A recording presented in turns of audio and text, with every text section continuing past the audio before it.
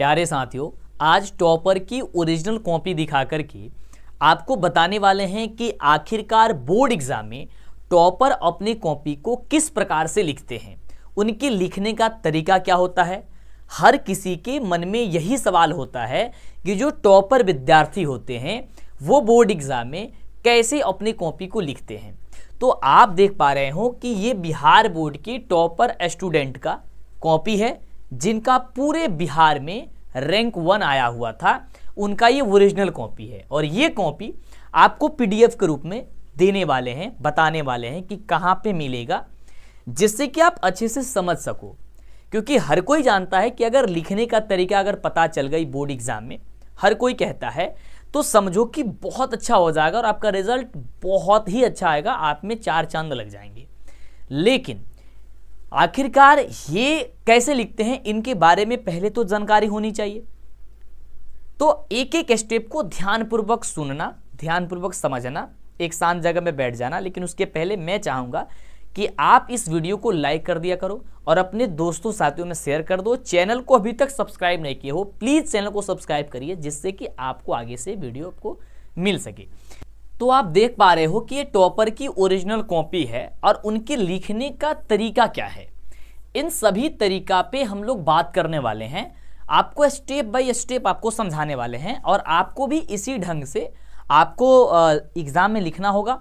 ये original copy है board की। आइए आपको समझाते हैं। सबसे पहले इनकी पहले वाली पेज पे चलते हैं। तो यहाँ पे देखो, जैसे कि उन्होंने क्या किया है कि यहाँ पे प्रश्न लिखा हुआ है कि मान लो कि वो प्रश्न संख्या 2 को सॉल्व कर रहे हैं। तो सबसे पहले उन्होंने लिखा कि प्रश्न संख्या 2 डॉट डॉट उन्होंने लगाया उस लाइन में, और यहाँ पे उन्होंने लिखा बहुत ही सुंदर ढंग से कि 2 अंक स्तरीय प्रश्न, यानी कि ये जो मैं प्रश्न बना रहा हूँ ये दूसरा प्रश्न है और ये 2 नंबर वाला है। टीचर को समझ में आ गया, उसको इधर उधर भटकने की कोई ज़रूरत नहीं है। अब जो है इन्होंने उत्तर लिखना शुरू किया। तो उन्होंने लिखा कि उत्तर यहाँ पे, और जो भी उसमें टॉपिक है उसने टॉपिक लिखा। नीचे बहुत ही सुंदर ढंग से उन्होंने एक स्केल से उन्होंने क्या किया, एक लाइन खींचा उसके नीचे और 2 बिंदु लगा करके इन्होंने इस तरीके से डैश दे दिया। उसके बाद से एक लाइन उन्होंने छोड़ा और छोड़ने के बाद से उन्होंने क्या किया कि यहाँ से बहुत ही सुंदर ढंग से इसके बारे में उसने लिख दिया। उसके बाद इसमें 2 कारक भी पूछ रहा था, तो उन्होंने लिखा कि इसके 2 जो है वह कारक हैं, उनका नाम निम्नलिखित है। लेकिन उन्होंने पैराग्राफ चेंज करके, यानी कि एक लाइन छोड़ करके उन्होंने लिखा। फिर यहाँ पे दोनों पॉइंट को उन्होंने दर्शाया कि दोनों पॉइंट क्या क्या है, और बहुत ही सुंदर ढंग से उन्होंने सजाया है।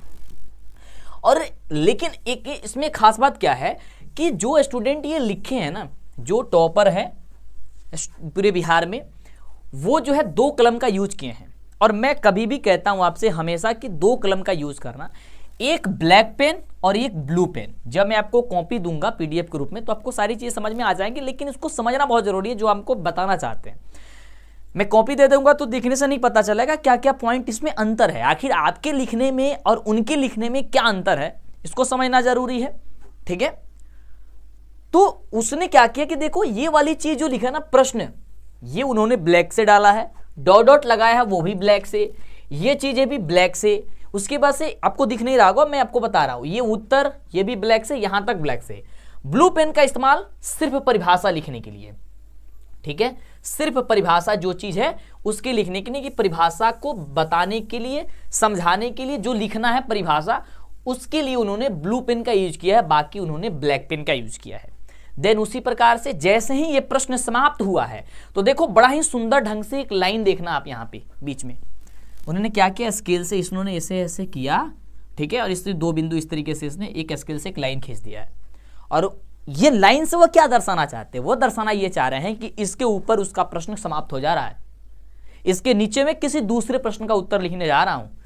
तो उसने क्या किया कि यहाँ पे तीसरे नंबर प्रश्न का उसने उत्तर, यहाँ पे प्रश्न संख्या 3 डॉट डॉट 2 अंक स्तरीय प्रश्न उत्तर, और जो टॉपिक है टॉपिक, और फिर उन्होंने क्या किया, यहाँ पे उसकी परिभाषा जो है ना ब्लू पेन से लिखी है। फिर उन्होंने एक अंडरलाइन की है और उन्होंने बताया कि भाई साहब बस इसके ऊपर ही मैंने तीसरे प्रश्न का उत्तर समाप्त कर दिया है।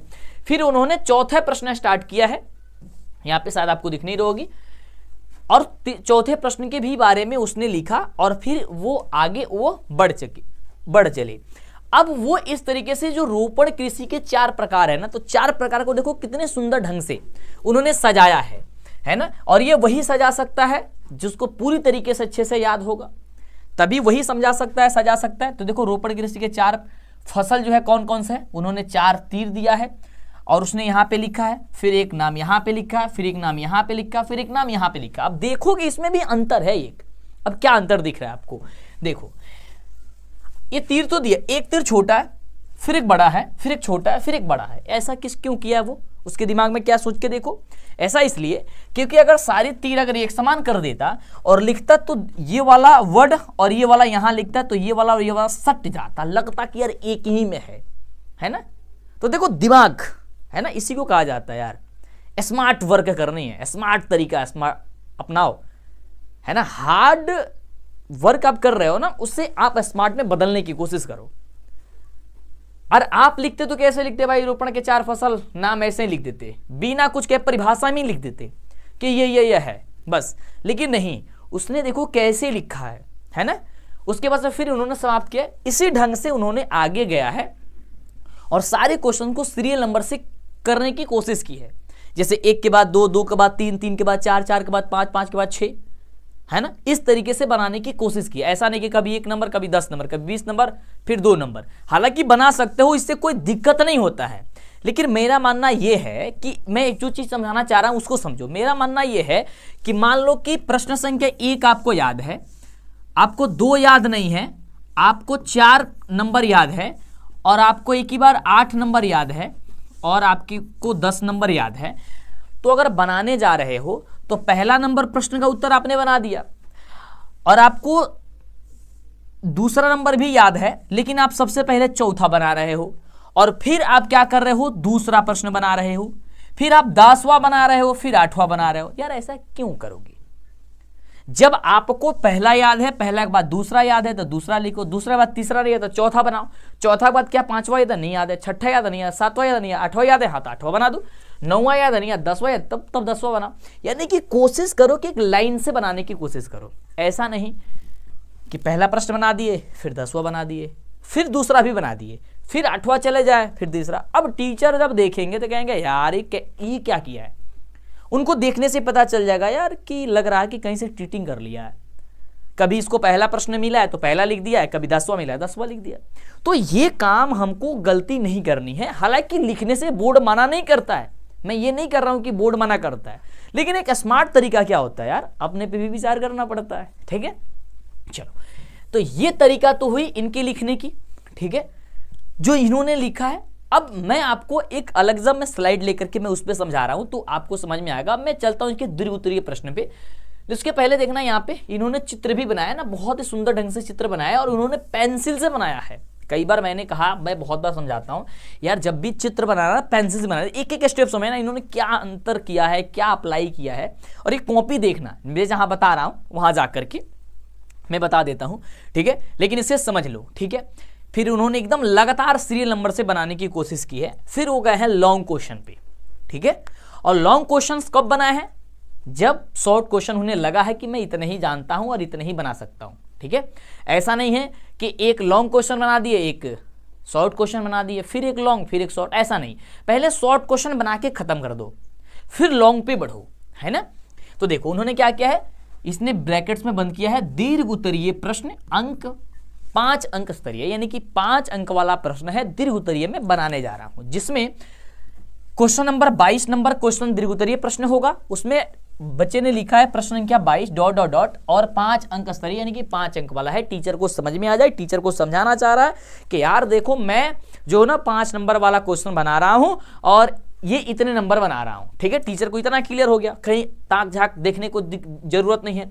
उसमें क्या टॉपिक है, तो वहां पे टॉपिक है, उस टॉपिक के बारे में उन्होंने यहां पे लिखा ब्लैक पेन से और ब्लू पेन से उसकी सारी परिभाषाएं, जो भी बात उसमें लिखनी है उन्हें, जो भी पता है, उन्होंने बहुत ही सुंदर ढंग से लिखा। अब मुझे बताओ एक चीज, क्या टीचर को पढ़ने के लिए टाइम तो नहीं होता ना कि एक एक लाइन वो पढ़ करके सही करेगा? नहीं, वो आपकी ढांचा देखेगा, आपका तरीका देखेगा, और वही तरीका मैं समझा रहा हूं।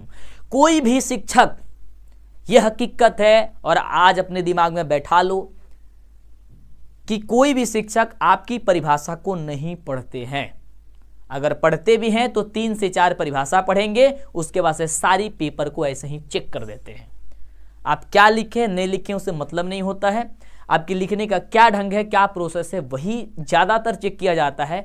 मैथ में सिर्फ अधिकतर आंसर चेक किया जाता है, लेकिन टीचर इतने समझदार होते हैं कि प्रश्न का उत्तर आपको देखते देखते पता चल जाता है कि क्या एरर है, क्या खराबी है, क्या गलती है। तो ऐसा मैं नहीं कह रहा हूं कि प्रश्न कुछ और वो लिख कुछ और दे रहा हो, नहीं, उसी से मिलता जुलता और उसी का ही परिभाषा लिखना है आपको, है ना। लेकिन एक एक वर्ड की अगर बात करते हैं तो टीचर नहीं पढ़ते हैं, वो सिर्फ देखते हैं यार कि हाँ ये क्या है, इस तरीके से लिखा है, इन्होंने खंडित कर दिया, इसमें जो भी पॉइंट है इसमें पॉइंट उन्हें पॉइंट वाइज इसने क्या किया है अच्छे तरीके से दर्शा दिया, फिर उन्होंने खत्म किया। देखो पहला प्रश्न का उत्तर यहां तक उन्होंने समाप्त किया। फिर आगे उन्होंने अगले प्रश्न के बारे में फिर लिखा, 5 अंक वाला प्रश्न है, फिर जो टॉपिक है टॉपिक दिया, टॉपिक के बाद उन्होंने लिखना स्टार्ट किया, जिससे कि टीचर को भी ये रियलाइज हो जाए कि हाँ इस प्रश्न में ये टॉपिक था और इसी टॉपिक के बारे में स्टूडेंट ने लिखा है। समझ गए ये सारी जानकारी। अब ये पता चल गई तो अब हम लोग बढ़ेंगे भाई आपको अच्छे से समझाने के लिए। देखो इन्होंने चित्र बनाना, भारत का नक्शा कितनी खूबसूरत बनाया पेंसिल से, कभी भी पेंसिल से बनानी है आपको। डन है, सही है, यहां तक समझ गए। अब चलो अब हम बढ़ते हैं भाई इसके बारे में अच्छे से समझाएं, आपको बताएं कि कैसे किस प्रकार से आप पहले पेज से लेकर के आखिरी पेज तक करोगे। ठीक है, एक स्लाइड पे हम चले तो अभी तक क्लास कैसा लगा, अभी तक मतलब ये वीडियो कैसी लगी यार जरूर कमेंट करके बताना, और कोशिश करो हर जगह स्टेटस में लगाना, हर जगह शेयर करना, हर बच्चों के पास शेयर करना। लाइक करोगे तो 10 बच्चों के पास जाएगा वीडियो, तो लाइक कर दो हर एक बच्चे। और देखो शिक्षा एक ऐसी धन है जिसे जितना बांटते उतना आपके पास मिलता है। चलो तो ये हमने स्लाइड ले लिया अच्छे तरीके से। सपोज मान लो कि आपका कॉपी है, ठीक है, ऐसा समझ के मानना है, मान लेना, मान गए, हाँ भाई सब मैथ के टीचर है तो मान ही सकते हैं, है ना, तो मान लेते हैं। अब आप बोर्ड एग्जाम में बैठे हुए हो, गए बिना घबराए, आपको क्या क्या लेके जाना है सबसे पहले ये समझ लो, एक ब्लैक पेन, एक ब्लू पेन, बढ़िया से, और वो ब्लैक पेन ब्लू पेन ले जाना है जो कि बाल पेन होना चाहिए। देखना हर एक पेन पे बाल पेन लिखा गया होता है, जेल पेन लिखा गया होता है, जेल पेन नहीं लेके जाना है, बाल पेन लेके जाना है। हर एक पॉइंट को मेरे ध्यान देना। अब जो कलम होती है ना उसमें देखना जब तक आधे से थोड़ा ज्यादा, मतलब आधे से थोड़ा कम ही, मतलब इतना स्याही जब तक खत्म नहीं होता है ना तब तक पेन अच्छा नहीं चलता, अच्छे क्वालिटी की। ठीक है, तो अच्छे क्वालिटी को पेन के चलाने के लिए आपको थोड़ा बहुत उसमें घर से ही उसको लिख करके रफ में कैसे भी करके खत्म करके लेके जाना। नया नया पेन का यूज मत करना। बहुत सारे बच्चे क्या होता है यार कि कहते हैं यार मैं पेपर देने जा रहा हूं, मैं अच्छी पेन से लिखूंगा, नई पेन से लिखूंगा। नई पेन से लिखोगे ना तो उसका स्याही बहुत पतला चलता है, वो अच्छा नहीं चलता है, ये ध्यान रखना। कभी भी यूज किए हुए पेन से लिखना और कम से कम इतना समाप्त हो गया हो। डन, ये स्टेप याद करके रखना। चलो आगे, एक ब्लैक पेन लेके जाना है, एक ब्लू पेन लेके जाना है। ब्लैक पेन ब्लू पेन वही लेके जाना है जो बाल पेन हो और थोड़ा सा स्याही उसमें से खत्म कर दिया गया हो, जिससे कि पेन जब अच्छा परफेक्ट चल रहा हो तो वही पेन लेके जाना है। उसके बाद आपको एक पेंसिल लेके जाना है, इरेजर लेके जाना है, एक स्केल लेके जाना है। इतना पेपर में लेके जाना है, इसके अलावा आपको कुछ नहीं लेके जाना है। एक एडमिट कार्ड होगा उसको लेके जाना है। ठीक है, अब आपके पास में कॉपी आएगी, सबसे पहले जाओगे आपको कॉपी बांटी जाएगी, क्वेश्चन पेपर नहीं मिलेगा, कॉपी मिलेगी। उसमें वैसे कुछ आपको निर्देश दिए गए होंगे, जैसे नाम वगैरह अगर लिखने के लिए, सिग्नेचर वगैरह देखने के लिए सबसे पहले अच्छे से कॉपी को पढ़ लेना पहले वाले पेज पे, और उसमें जो भी डालना होगा डाल देना। 15 मिनट का अतिरिक्त समय आपको दिया जाता है। यहां तक सही है।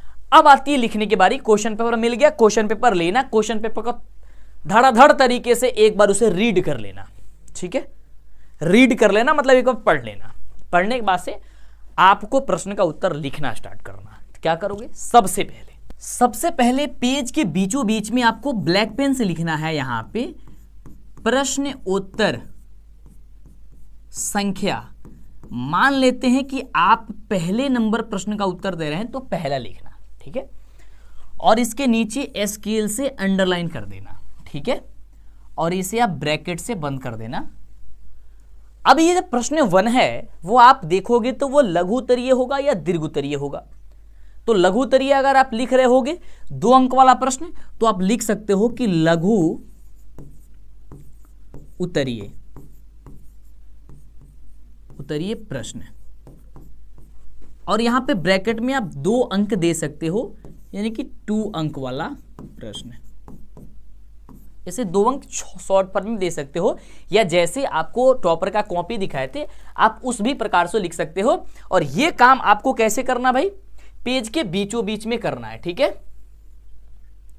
पेज के क्या करना भाई, आपको बीचों बीच में करना है, ऐसा नहीं कि कहीं पे इधर उधर आपको कर देना है, ठीक है। और ये देखो, ये मैंने थोड़ा सा इधर उधर लिख दिया था, अच्छा नहीं दिख रहा था, इसलिए क्या करेंगे, ऊपर वाले और उसके एकदम सेंटर में रखने की कोशिश करेंगे, ठीक है। अब यहां पे आप उत्तर लिख रहे हो तो यहां पे आप लिखोगे भाई साहब इसका आप उत्तर, ठीक है। और आप उत्तर लिख रहे हो, ये सारा काम अभी ब्लैक से करना, ब्लैक पेन से, ठीक है। अब उसके बाद से मान लो कोई आप टॉपिक लिख रहे हो, जैसे कि जैव प्रक्रम लिख रहे हो, ठीक है, साइंस का टॉपिक है, आप लिख रहे हो जैव प्रक्रम, तो टॉपिक का नाम दो जैव प्रक्रम। लेकिन क्वेश्चन में तो ऐसे नहीं पूछेगा कि जैव प्रक्रम, आपको कहेगा कि जैव प्रक्रम की परिभाषा दीजिए या जैव प्रक्रम किसे कहते हैं। तो सीधी सी बात है, आप क्वेश्चन का मतलब समझ गए कि सिर्फ जैव प्रक्रम के बारे में पूछ रहा है, तो आप डायरेक्ट पहले लिखना जैव प्रक्रम, परिभाषा ही लिखना मत शुरू कर देना, ये टॉपिक जरूर देना कि मैं क्या लिख रहा हूं। बोर्ड एग्जाम में कहता है कि प्रश्न नहीं लिखना है, लेकिन आपको ऐसे स्मार्ट तरीके से वर्क करना है कि प्रश्न में ही आप, उत्तर में ही प्रश्न दिखे, टीचर को सोचना ना पड़े यार प्रश्न क्या कह रहा था।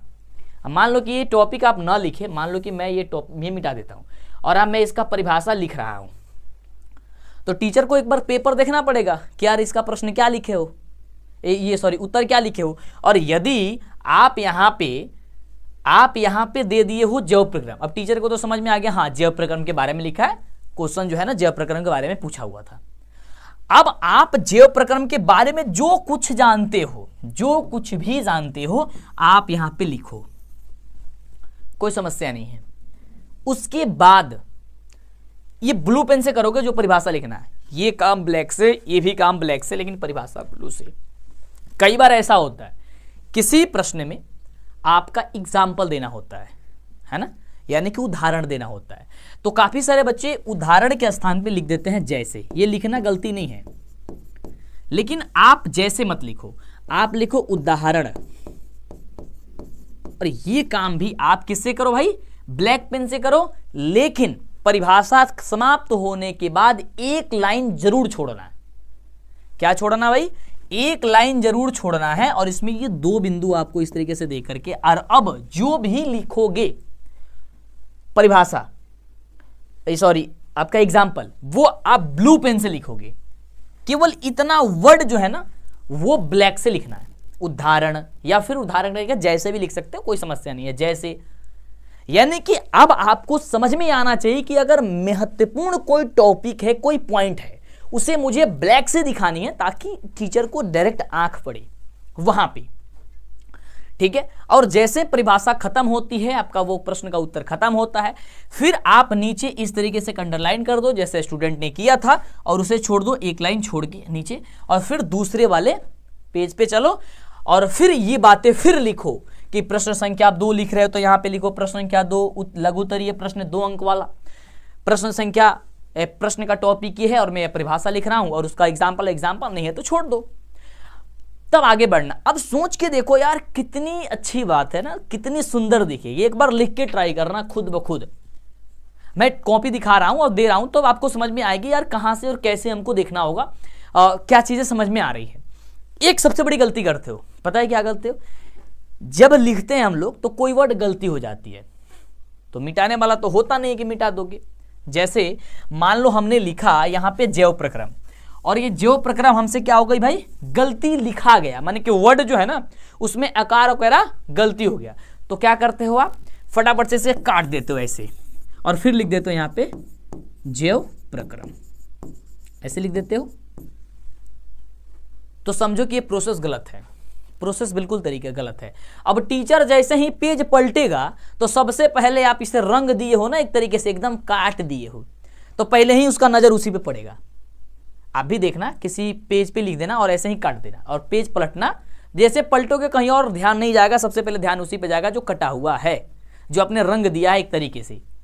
तो कैसे काटना है भाई से, गलती तो हो गया, काटना तो है, काटना भी है, टीचर को जल्दी समझ में भी नहीं आना चाहिए कि काटा है, तो उसके लिए क्या करना है, उसी पेन से या फिर ब्लैक पेन से है ना। ब्लू पेन से लिख ले तो ब्लैक पेन से, ब्लैक पेन से लिख ले तो ब्लू पेन से, या फिर उसी पेन से एक तिर्यक लाइन चला देना ऐसे, बस सीधी सी बात है। क्या करो भाई, एक तिर्यक लाइन चला देना उस वर्ड पे, यानी वर्ड कृत है, और फिर उसी के बाद वो वर्ड लिख देना। ज्यादा तुम्हें दिक्कत लग रहा है तो भाई दो लाइन चला दो, एक पतला सा 2 लाइन, और ये कट गया। जब तक टीचर उसे पढ़ेगा नहीं तब तक उसे पता नहीं चलेगा कि आपने गलती क्या किया था। लेकिन यदि उसे काट दोगे, रंग दोगे, तो पता तो पहले ही चल जाएगा यार कि आपने किया क्या है उसमें।